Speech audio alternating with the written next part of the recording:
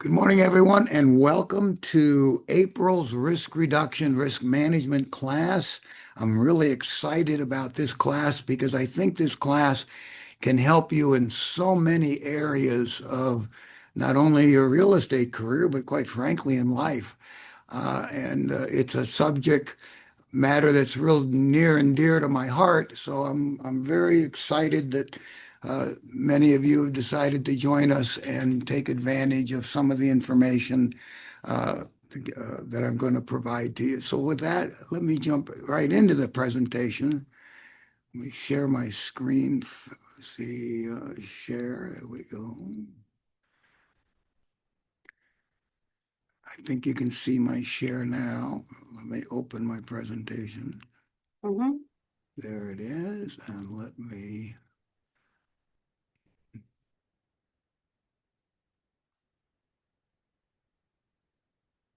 did not work. Oh, I'm hitting the wrong button. That's why. Okay. All right. So before we get started, real quickly, for most of you, this is uh, information you probably already know, but I'll just share it with everyone again. Reach out to me at any time you need to. The best way to reach me during business hours, not the only way, but the best way is to call my direct landline. That is not a cell number there. So don't text this number. I had a couple of agents complain they couldn't get me because they were texting this number. That won't work. You can always email me. I keep my email open all the day long when I'm in the office, so I'll see the email right away. And of course, you can call my cell anytime, but evenings and weekends cell is by far the best way to reach me because it takes a little while for the messages you leave on my landline to reach me. But my cell phone rings and alerts me to text immediately. And most of you know what one of my mantras is that if you're working, I like to be available to you if at all possible. So if I answer the phone or if I call you back, you're not disturbing me. Trust me, if you're disturbing me, I'm not answering the phone. So, all right. So let's talk about uh, today's topic, and that is how to avoid some common challenges in your real estate career that revolve around communication and negotiation. And like I said a minute ago, it probably can help you in anything you do in life. So hopefully you'll find some of these techniques very valuable just as a part of the way you communicate. So I'm going to be talking about communication and negotiation tips. And of course, the importance of effective communication cannot be overstated. That is probably the principal source of most of the problems we have in real estate and in life is a breakdown in the communication. Let me give you an example of what I mean. Imagine going on a listing appointment.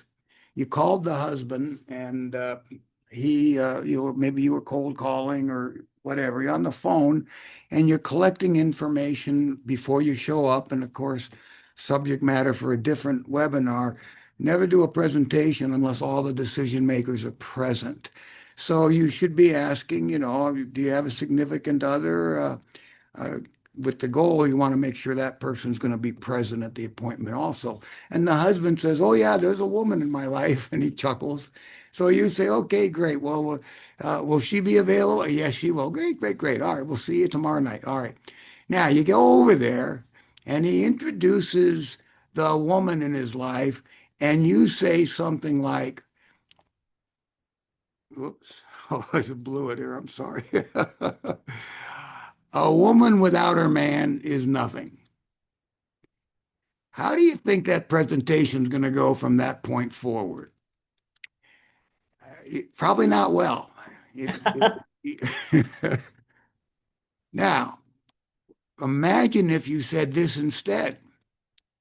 A woman. Without her, man is nothing. I would imagine that listing presentation is going to go quite well. The husband's going to be pleased. You recognize the value of the woman in his life. The woman's going to be pleased because you recognize her value. Uh, and it's the exact same words. It's a slightly different delivery. and it's a completely different message being communicated. So tips and techniques that are important to make sure your message is well communicated is very, very important if you're going to expect to accomplish what you set out to accomplish. Again, not only in real estate, but in anything you endeavor to accomplish in life. So let's look at communication and negotiation. I'm going to talk about a few important concepts, just lay some groundwork here. You could fill a room full of books and not even begin to cover all the information out there about communication and negotiation. But I want to just cover a few concepts that'll be instrumental in helping you going forward. I also want to give you some specific words and phrases that are very useful in real estate and in your communication attempts. And finally, a few techniques. Just kind of an overview. Hopefully, you'll leave here with a tip or two that's actionable immediately. And if you want to expand on this, I'm happy to talk to you about it at any time. And also, I might be adding to this class in future classes.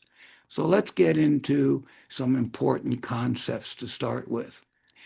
Communication, effective communication requires a sender transmitting the message, obviously. And then in most of my examples, it's going to be you, the real estate agent. It requires a receiver, and that's the person receiving the message. It's usually going to be your client or prospect, could be the other agent. And most important component of all, obviously, is the message being understood. That's the whole purpose of communication. You've got a message, and of course, you don't want to just put the message out there. You want the message understood. Here's the first aha for some of you, perhaps. This is critical, in my opinion, and that is the message being understood is the responsibility of the sender. I think it's an almost ridiculous statement for somebody to say they didn't understand a thing I said, as if that's somehow the final judgment. You know, it should be, oh my gosh, they're not understanding me. I've got to resend this message in a different way because the message being understood is my responsibility if I'm the sender of the message. So what am I saying? I'm saying a communication occurs when I can get you to understand what I understand exactly as I understand it. You know, what I want to avoid is this. I know that you believe you understand what you think I said, but I'm not sure you realize that what you heard is not what I meant. And that's often summarizes the problems with many communication attempts. They fail because you're not understood. So let's look at the message. If that's the most important component of communication, let's look at the message and the components of the message. So the message, of course, includes the words. And that's what you say.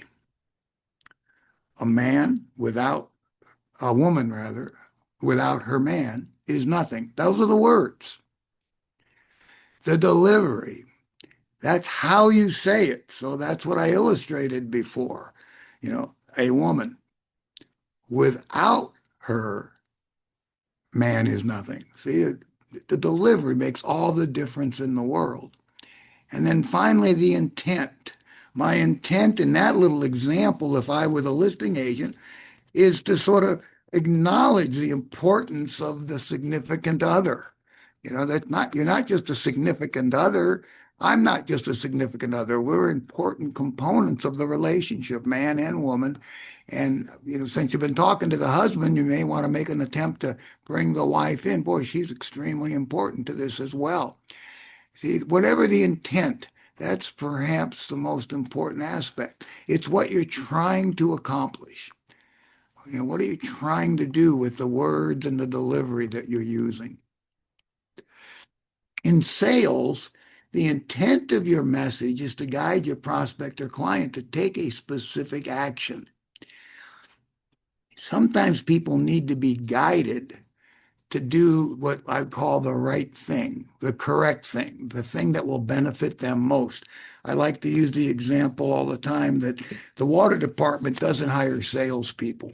It's self-evident that people need water, and they don't need to make any decisions about how to get the water. They don't need to look at the faucet and think about, I think I'll get the water later. It might be wetter later. I mean, you want water, you turn on the tap. It's as simple as that.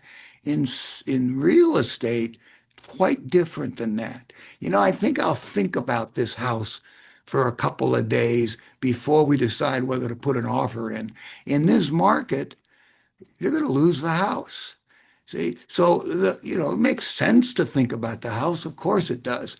But the decision to wait is going to cost you the house. So you want to guide your client to take a specific action for their best interests, uh, an action they might not take without your guidance. Selling is earning the right to make specific recommendations.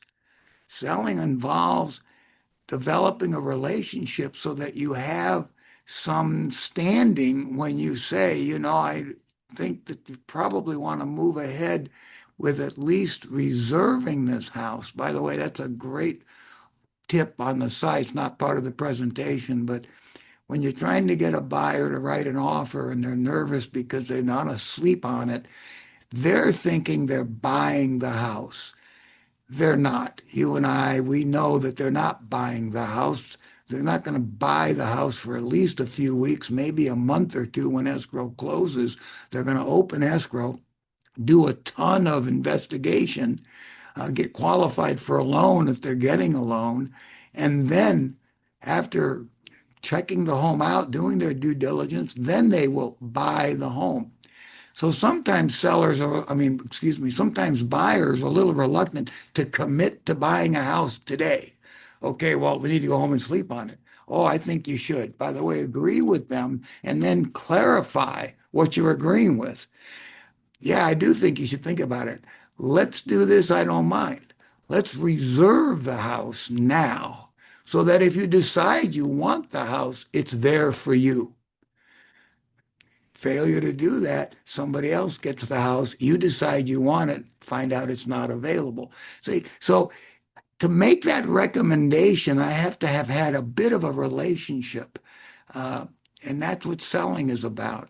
It's helping people make decisions they might not make without you. And of course, these are in their best interest. So ultimately, they thank you for it later. I've guided many a person when I was literally selling. I'm selling still today, but I'm selling to different people now. But I guided many a buyer and a seller to do things that at first they thought they didn't want to do. But I understood what their motive was, what their goal was. And in the end, they thanked me. Oh, thank you so much, Walt. Couldn't have done this without you. That's what you want to hear, helping people make the decisions they might not make, and they thank you for later. It involves creating change in a person's perceptions. The buyer in my example I just used has the perception that it's in their best interest to sleep on it because, my goodness, you don't want to buy a house you don't want. You don't want to commit to a house that may not be right for you. Nothing wrong with that. But their perception is making a decision to write an offer now is them buying the house. It's not. It's reserving the house. A great little word swap, if you will. And I'll show you a couple of other word swaps here in this presentation. So creating change. That's what we're talking about with communicating. We're trying to communicate. We're not shooting the breeze with people. We're creating change. We're moving people from one state that they're in now to a new state. They own a house. They want to move to Buffalo. So we're creating change, getting them moved to Buffalo, getting the home they own on the market and sold. They're renting now. They like to own. We're creating change, moving them from being a renter to a homeowner. There are three critical ingredients to creating a change. The first is curiosity. I'm going to explain this in detail in a minute. Without curiosity, And I mean curiosity on your part, but also maybe a little curiosity you introduce to them. But you've got to have curiosity to create change. And again, I'll explain what I mean in a moment. Empathy. To create change successfully, you have to demonstrate you have empathy for the person you're talking to your client, to your prospect. And finally, courage.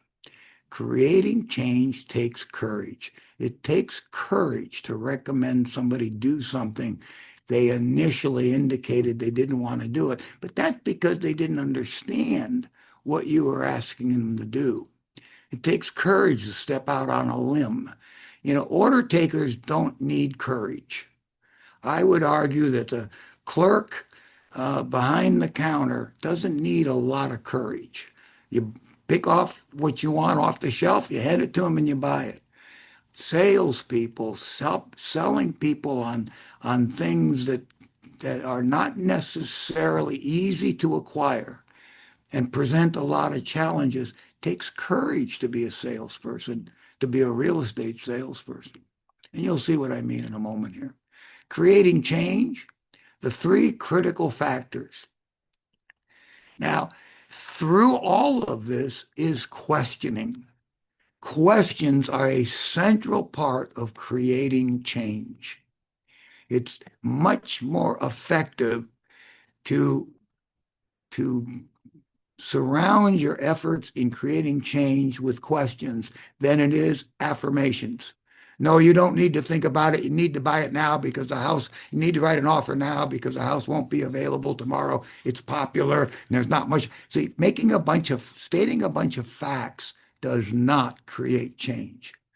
Asking questions does. So remember that first component, curiosity. So what do I mean by that? To create change, you, the agent, have to have curiosity. You have to understand where they are now, what's going on in their life now, and you have to understand where they want to be, what's their motivation, the why of what they're asking you to help them do. What are they trying to accomplish? What are their major concerns? What are the obstacles? I think curiosity is perhaps the most valuable innate skill a salesperson can have. And I've noticed a lot of people don't seem to have a natural curiosity. I'm not special, but for some reason in my development as an adult, and I think I was probably that way as a kid, I'll bet I was probably obnoxious asking a ton of why questions, I suppose.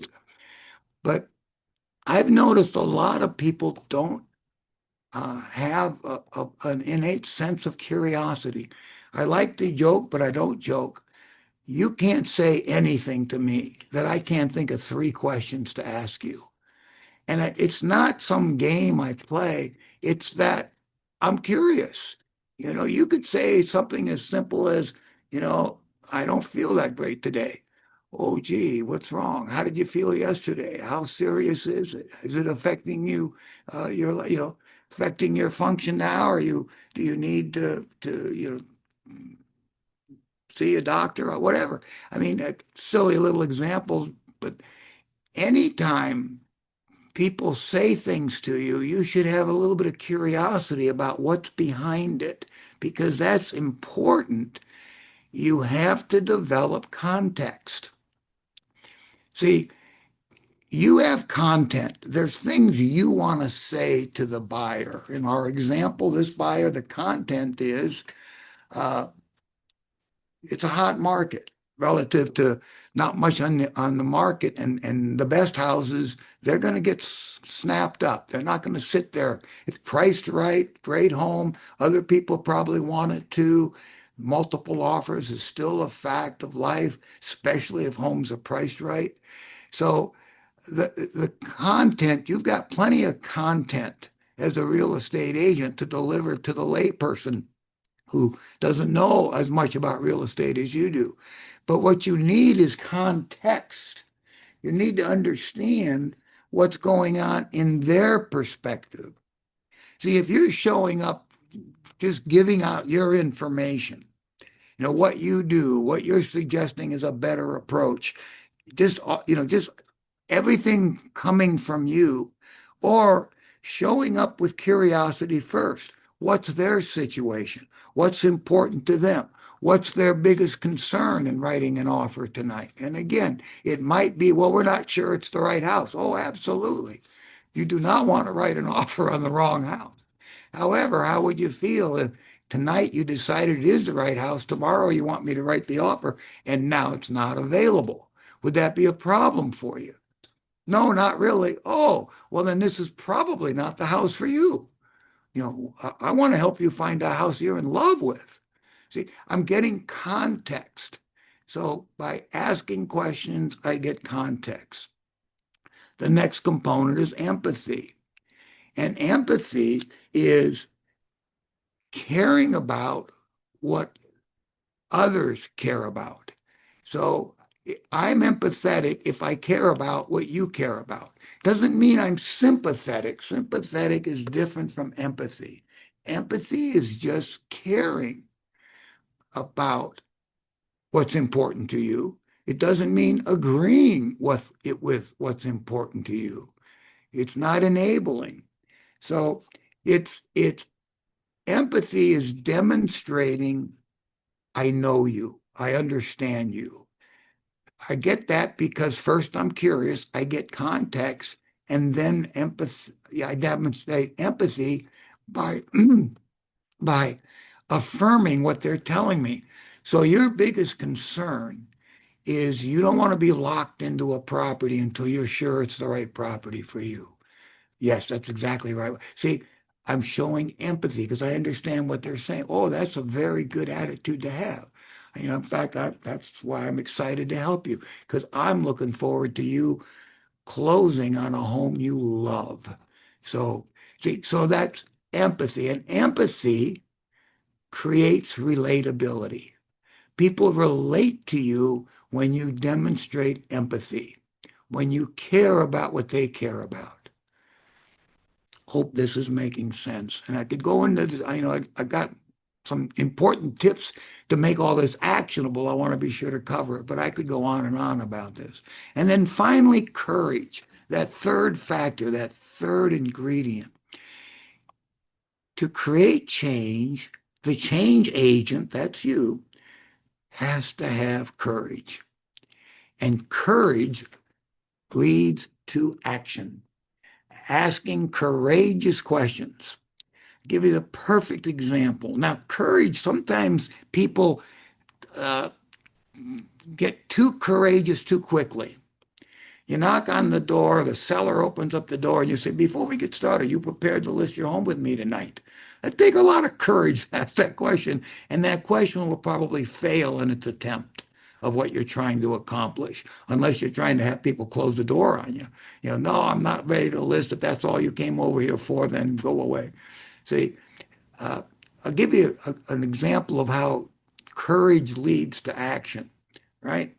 For those of you that are married to a significant other, one of the parties developed the courage to ask the big question, right? Takes courage to ask that, but courage is developed because you didn't meet the other person and an hour later, not most of us anyway, an hour later, hey, will you marry me? That's not, or hey, can I marry you? Whatever. You develop the relationship through curiosity, then a little empathy. Yeah, I'm sympathetic to what you feel. I feel the same way about many of these things. And then that leads then to the courage to ask the questions that you need to ask to precipitate action. And ultimately, you are going to ask somebody to write an offer, to list the home, to move forward with the transaction. Maybe they're got the physical inspection report and they have some concerns about it. If this house didn't have these problems, do you still feel it's the house for you? Yeah. Are these problems beyond what you can live with or what we can maybe fix or get fixed? So Courage leads to action, and action is what creates the change in the end. Change doesn't happen without action being taken. So let's get into some specific tips and techniques. I hope that overview gave you gave you a benefit of understanding sort of philosophically what you're trying to accomplish. And I'm going to give you some words and some tips and techniques that accomplish what I just talked about very specifically and very directly. So let's talk about specific words and phrases. There are some pretty powerful ones, and there are some words that you should avoid because it gets in the way of what we just talked about. It gets in the way of developing empathy. So let's look at five, my favorite five, perhaps, of words that I'd like to have all the agents sort of cut out of their dialogue. And one of them is the word but. Now, once in a while, but is a valuable word, but most of the time it's not. And so but's a negator. But eliminates what the value of the statement you made before. Usually a but is inserted between a positive statement and then the statement that is really what you're trying to do. And the but negates the positive statement. All right, so what does that mean in English? Let me give you a demonstration. This I learned from my wife when I was first married in a very big way. This is when I perhaps first realized uh, the problem with the word but. So we were newlyweds, and my wife was doing something that kind of irritated me, some habit. Not a big deal. I'm still in love with her. I'm still, glad we got married. But I just needed her to stop doing that, stop. And it, so it was. So I said to her, sweetheart, I love you, and I don't want to upset you. But the minute I said but, she got up and walked out of the room. And I went, oh, wow, walked away. And then, so I followed her. I don't know, I think we were in the living room, went into the kitchen. So I said, and I didn't really pick up on it right away. I said, yeah, I wanted to tell you something. I mean, I really don't want to hurt your feelings, but she went back to the room that we just left. And I'm thinking, now what's going on? So I asked her that. I said, how come you keep walking away? I want to tell you something. And she said, well, I'm trying to help you. You said you didn't want to hurt my feelings. I got the feeling that you might say something that would, so I just helped you out if you really meant you don't want to hurt my feelings. So that was when it sort of dawned on me. And she went on, you can't have it both ways. If you're going to hurt my feelings because it's so important, I can live with whatever you want to tell me. You can't, but you can't not uh, hurt my feelings if you think you are by saying those words. So the but is really a crutch for us to say what we want to say. I'm going to give you an excellent way to deal with that situation where you'd like to uh, deal with the front end. I don't want to hurt your feelings, but I do need to tell you. I don't want to upset you, but I know you don't like this, but the but is not a good word most of the time in sales. Still is a real simple word just to get rid of. Still is a slap in the face. You still haven't blah, blah, blah, blah. Still, the quicker you lose still, it's just one of those words that in most dialogues in sales should never be uttered. Just say, you haven't sent me this yet, and I do need it, rather than you still haven't sent it to me. Still is sort of indicates you're angry about it. And that doesn't help anybody. Always and never. Everybody's heard this. We still do it sometimes. You want to make a deliberate effort to never, never say always and never. There you go. Uh, Always avoid it, right? Uh, it's their extremes, and the people that you're talking to immediately think of the exception. And maybe they usually do this. It seems like it's just every time they do this, they're going to think of the one time they didn't, and it's going to negate your entire point. So just drop the word always and never. And then try, that's another word. that is actually it's a self-defeating word, I think. If you hear try from somebody, they're going to try to do something, just assume they're not going to do it. It's a wimpy way of saying I'm not going to do it. Say, can you folks come over? We'll have a barbecue next weekend. We'll try. Well, don't plan it that they come to the barbecue because if they're going to try, in the words of Yodo, there's no try, there's only do. So try is another word to avoid. And then finally, and this is a little sophisticated, I think, at least in my mind, it's powerful. Never use, there we go, never. Do not use fair and reasonable in negative ways. In other words, you're unfair and you're unreasonable. I see this all the time, especially in negotiating. Somebody proposes something and then you say, that's not fair, or they're being unreasonable. Drop that. People do not believe they're unfair. They don't believe they're unreasonable. So it just puts a wider gulf between you and them. It just makes the issue larger because now you not only do you have the issue, but you also have the problem that you've accused them of being unfair, unreasonable people. And that is, people do not perceive themselves. What they want is very fair to them. It may not seem fair to you, but to say, well, that's unfair, or you're being unreasonable, you're taking the conversation to a more negative direction. So avoid using fair and reasonable in negative ways. Now, interestingly enough, you can use it in positive ways and get results that will surprise you. And I'll show you what I mean in a moment. So those are 5 words to avoid.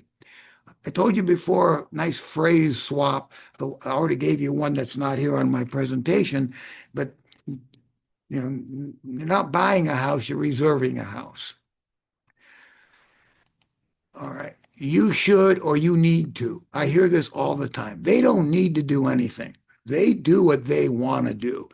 In order to accomplish something, you recommend they do something, but they don't need to do it. Another kind of a nice way to say it is, most people, if they found the perfect house, would go ahead and reserve it at this time, or they found a house that might be perfect. Let me rephrase that. Most people, if they found a home that might be the right home for them, they're going to reserve it so that if they decide it is the right home after they sleep on it, it's there for them. They didn't lose it to somebody else who was ready to make a stronger commitment. So I recommend you need to write an offer now. That is just terrible, by the way. By the way, I'll give you another tip. Sometimes the tip's worth more than the content.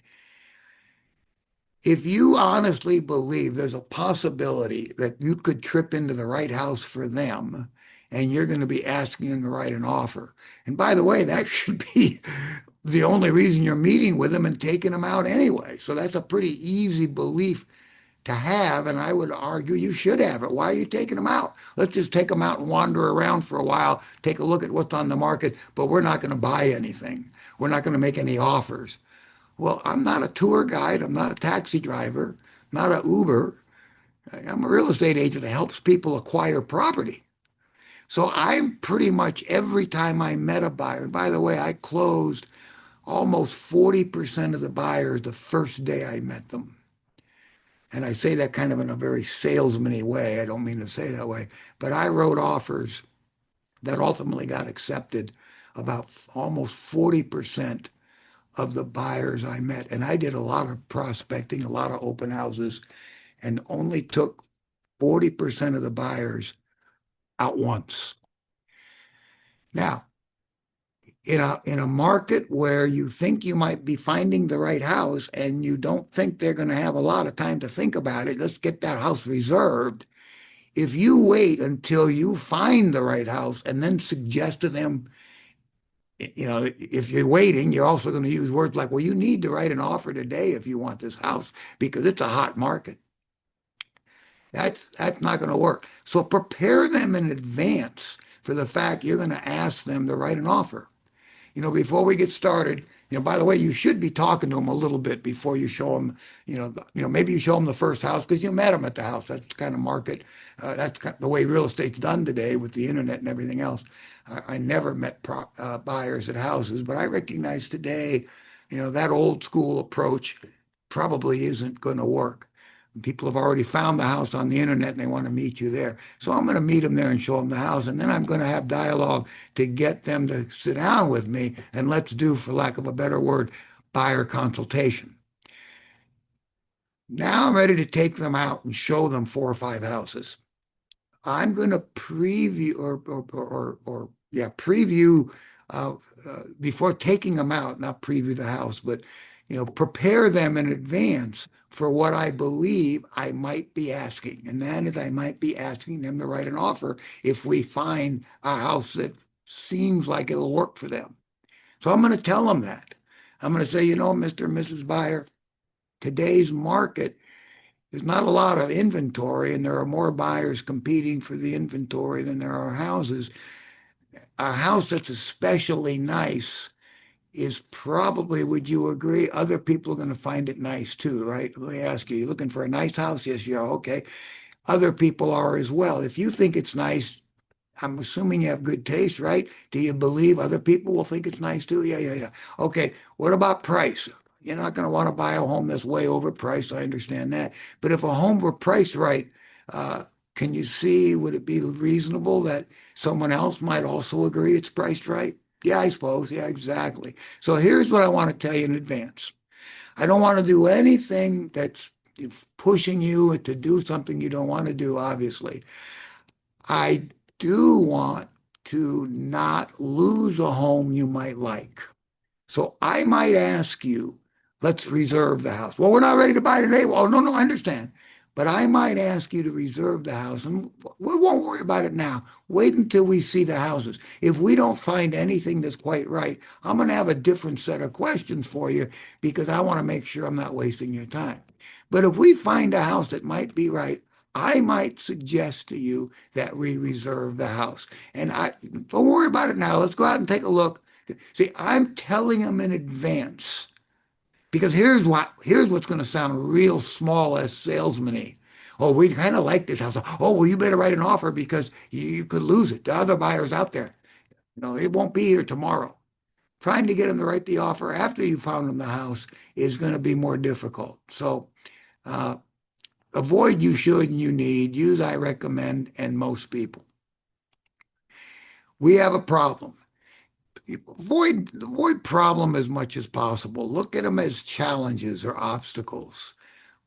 We overcoming a challenge is easier than overcoming a problem. A problem is a much bigger roadblock. A problem sort of stops you. A challenge is something to scale, if you will. So that's a nice word swap, challenge for problem. Well, here's your problem. Or here's the problem. Not nearly as good as, well, here's the challenge. I have an idea. An idea, although ideas themselves are powerful, the word idea is a wimpy word. I have an idea. That's nice. So do I. A much better, stronger statement is I have a solution. I have an answer. I have a proposal. Those words, I hope you can see it now that you're sort of aware of it. A solution's a much stronger word to put forward than I have an idea. I have a solution. Why don't we try X, Y? I have an idea, but idea not nearly as effective. So there's 3 simple word swaps like to suggest. I have a bunch more. Sometime we'll do another seminar, or you can call me. We'll talk more about it. Some winning words and phrases, some good words and phrases. Fair and reasonable in a positive way. This is going to sound silly. I learned this from Chris Voss. Never split the difference. And when I first read it, I thought to myself, wow, that's going to sound weird. But I trusted Chris because so much of what I'd already learned from him worked.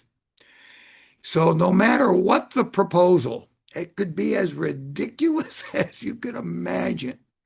You can pause and say, it's very fair. It's very reasonable. It's just not going to work for me. you'd be amazed. Well, that's unreasonable. That's ridiculous. That won't give you anything. You know, I have a little vignette. I go through a little scenario, and those of you sometimes who've talked to me about things like this, you've probably heard this before. I've actually done seminars and led with this statement, and that is, I've observed in real estate transactions that often at closing, the buyer and the seller hate each other. And my audiences would chuckle. I would smile. Am I right, folks? Yeah. And then I'd pause and I'd say, and you know what puzzles me? They never met. I wonder why that is, that they hate each other. They've never met. Are you in the habit of hating people you've never met? No? Well, I can tell you why. It's because of the agent's representation of the other side. And folks, if you're guilty of this, I don't mean to pick on you, or it sounds like I'm just violating my own rule there. It may sound like I'm picking on you. I just want to suggest a better approach. So the buyer sends over a 45 item repair list. And the strong listing agent who takes good care of their seller says, this is ridiculous. This is this is unreasonable. That's not going to get you very far. That's going to create animosity. It's going to create a wall between the buyer and the seller. The buyer is going to believe, I mean, the seller rather is going to believe the buyer is being unreasonable.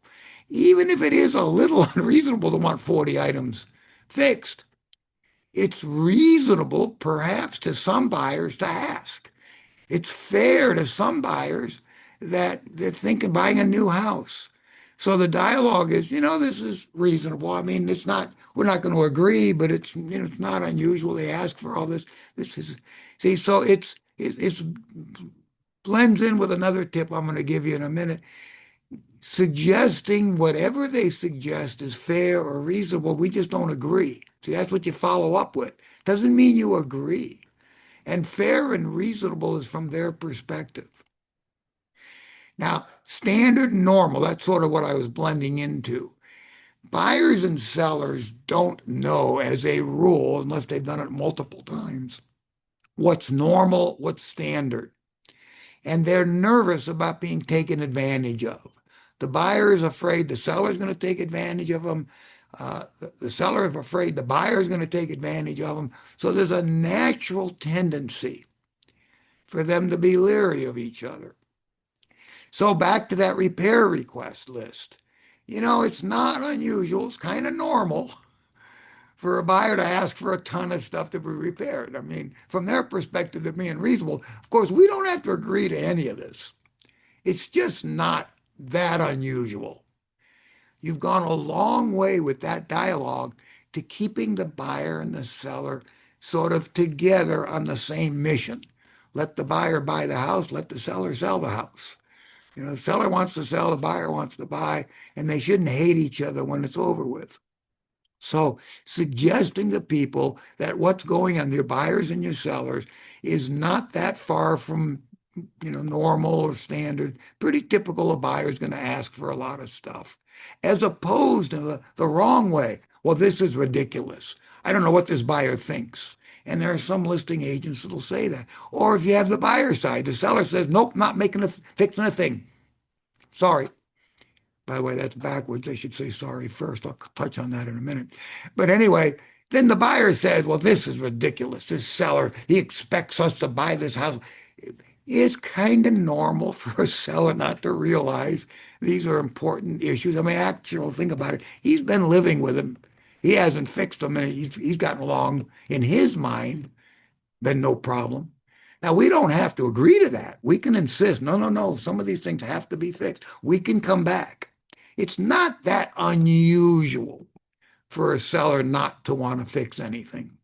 See how that dialogue goes such a long way of keeping the buyer and the seller focused on what? On the ultimate goal, seller sells, buyer buys. It's not winning the repair request war. What or how versus why? Why is a very challenging word. It causes people to justify what uh, what they've said when you ask why. You know, why'd you wear that tie, sweetheart? Uh, now I got to tell my wife why the tie's nice. Why are you wearing that jacket? See, why do you wear that dress? I mean, try that with your wife, guys. You'll find out that don't work so well. See, why is challenging? It causes people to justify their position.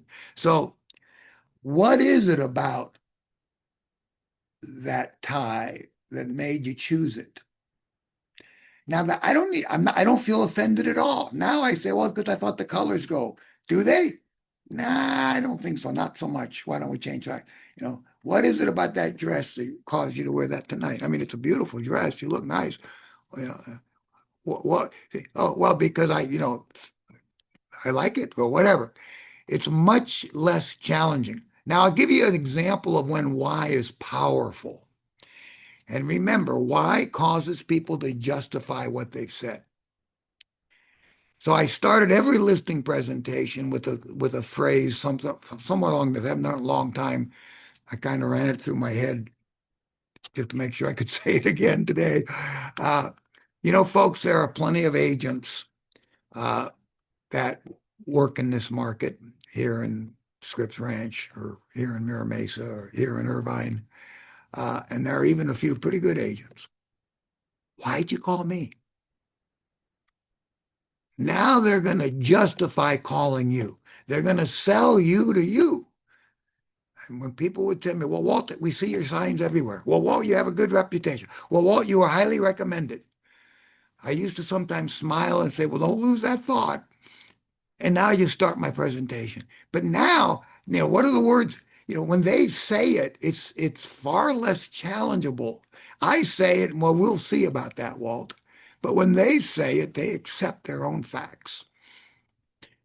I don't mind. That's an interesting tag. If you tag what you are proposing with the phrase, I don't mind, it's amazing the agreement, the buy-in you get. In fact, the full phrase is, why don't we do this? I don't mind. Why don't we pick a time we can get together? I'll come over and take a look at your house and I'll give you some recommendations on what to repair, more importantly, what not to repair.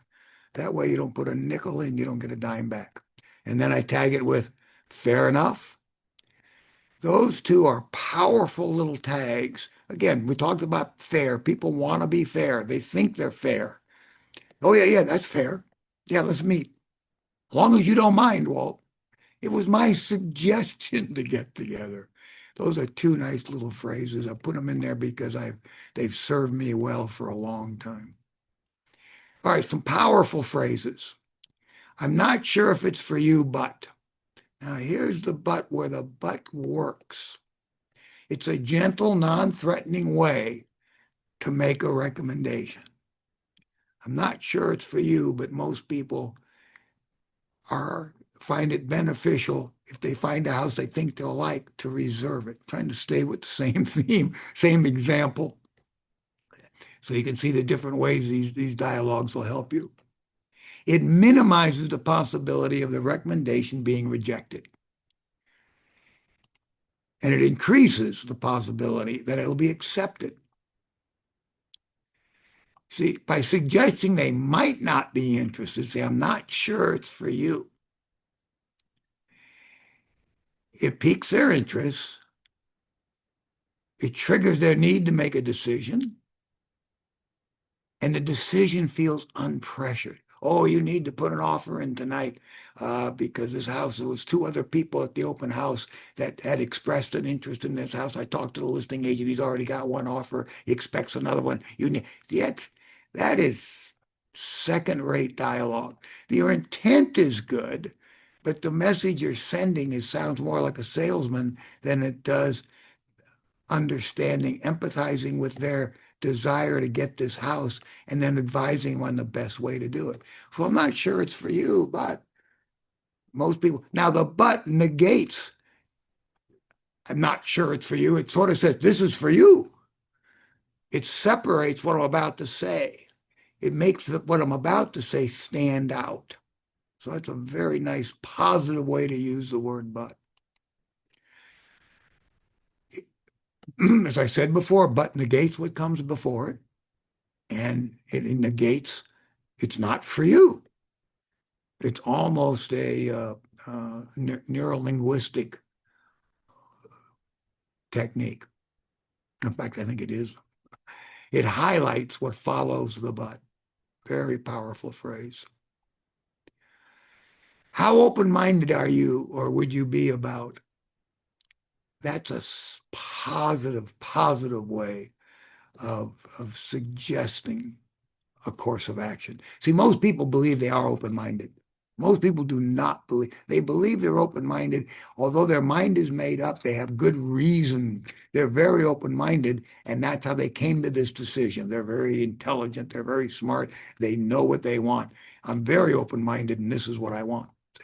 So how open-minded would you be about? And this is maybe suggesting something it may not occur to them that they could do. See, when you're introducing an idea, ask how open-minded are you or would you be about, and then state your idea. How open-minded would you be about putting together an offer tonight so that we can reserve this house for you? It's a much gentler way of suggesting a course of action. Asking how open-minded are you makes it difficult for the party to say, no, I'm not open-minded about that at all. It just makes it hard, puts them more in a position of wanting to seriously consider what you're suggesting without at least exploring. Well, they're not going to say no without exploring the possibilities. That's the point. It increases the likelihood that your ideas will be accepted.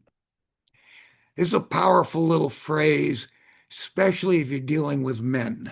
And men, we would have to admit that this is true. Women, you probably already know this about us. We have very large egos. We think we are pretty smart sometimes when we're not. There's never anything you can ask me that I don't have an answer. And if you don't believe me, just ask me after this seminar. I'll come up with an answer, right? So asking people what they know is very challenging. So the phrase is, how familiar are you? Or what have you heard about? Well, what do you know about uh, artificial intelligence? Say, wow, I'm never going to admit I don't know much about it. By the way, I don't know much about it, but male ego especially is going to get in the way. So you say, how familiar are you with artificial intelligence? Well, I'm not that familiar. It's kind of new to me, but I did blah, blah, blah, blah. I see. So it avoids what do you know about? Avoid that. The goal is not to challenge them. Well, you don't know what you're talking about. That's kind of what you say when, well, what do you know about? What do you know? It introduces the concept of doubt. Are you familiar with? It makes them feel like, well, yeah, I'm kind of familiar, but I don't know all about it. See, that's the key. You want them to be realizing that their familiarity doesn't mean they really know. They may have insufficient evidence or facts to support their conclusions, and that's what kind of introduces when you say, are you familiar with? Now, if they indicate they are familiar, and by the way, most men will say yes. Women have much better egos.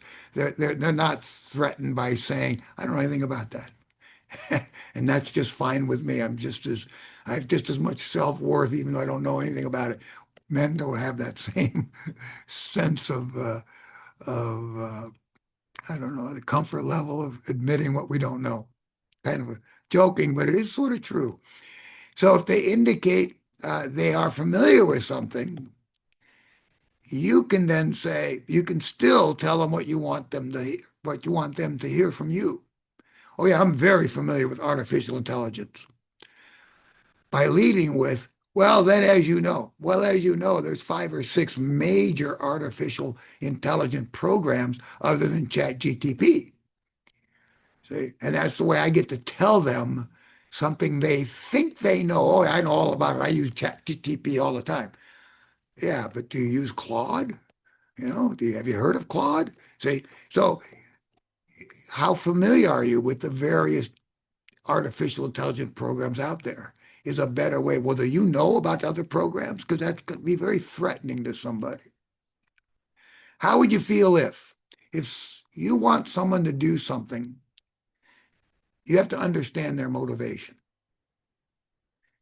Look at motivation. It's reason to take action. Motive is Latin for reason, and ation is Latin for action. So motivation is a reason to take action. The bigger the reason, the more important the reason, the more likely someone will take the action. People are motivated by two things: acquire a gain, avoid a loss. This is another important concept. You only get a few things out of today that you take with you. This is another one. People will do more to avoid loss than acquire gain. And if you have a loss or a gain that are equal in scope, equal in quantitative measure, Danny Kahneman won a Nobel Prize for this, as a matter of fact. People perceive the loss as greater than the gain. Someone loses $5 or finds $5.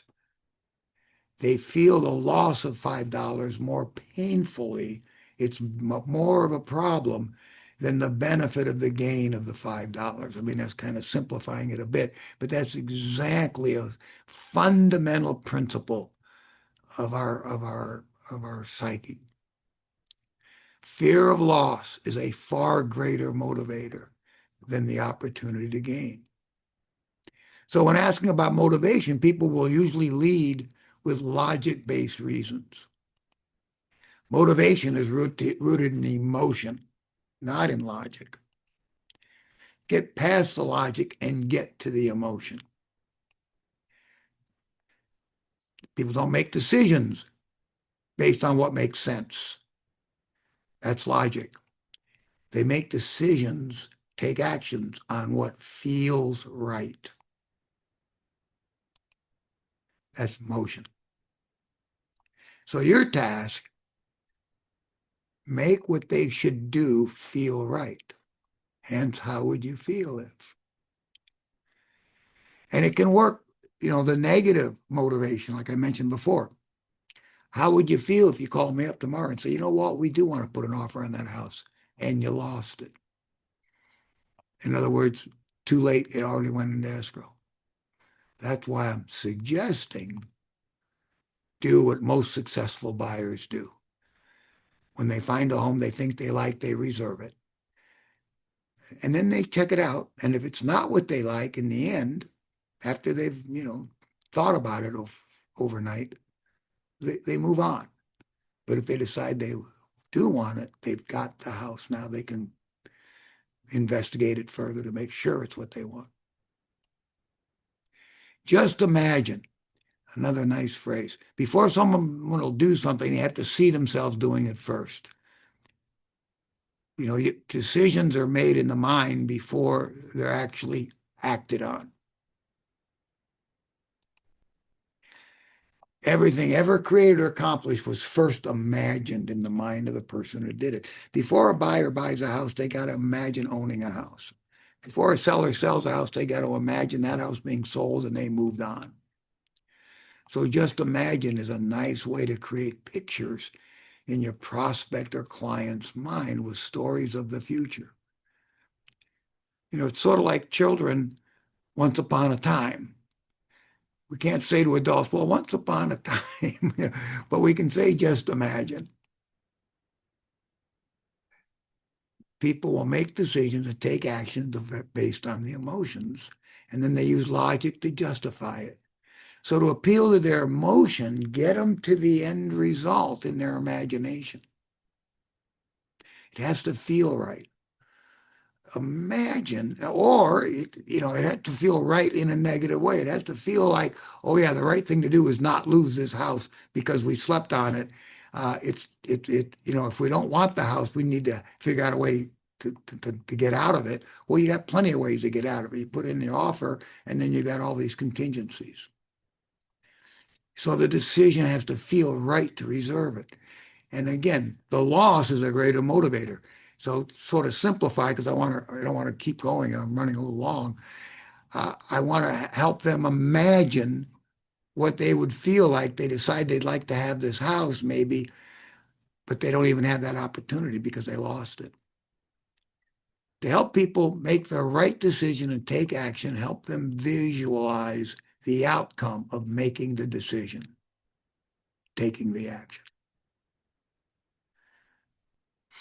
or not making the decision, not taking the action. Just imagine can be used to present beneficial outcomes, what they want, or, as we demonstrated, negative outcomes, what they don't want.